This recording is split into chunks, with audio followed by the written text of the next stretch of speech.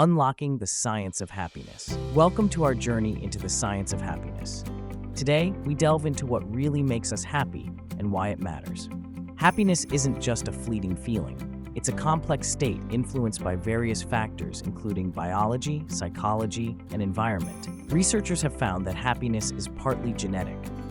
However, our actions and perspectives play a huge role in our overall well-being. Positive relationships are crucial.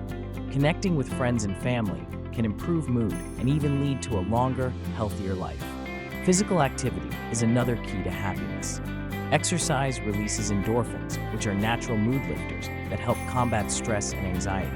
Mindfulness and gratitude practices can also elevate happiness levels.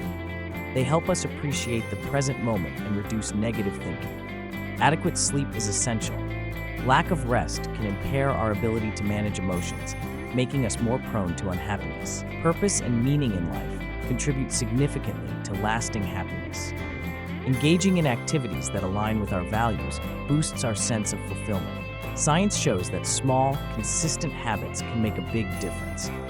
Start today by prioritizing what truly brings joy and satisfaction into your life.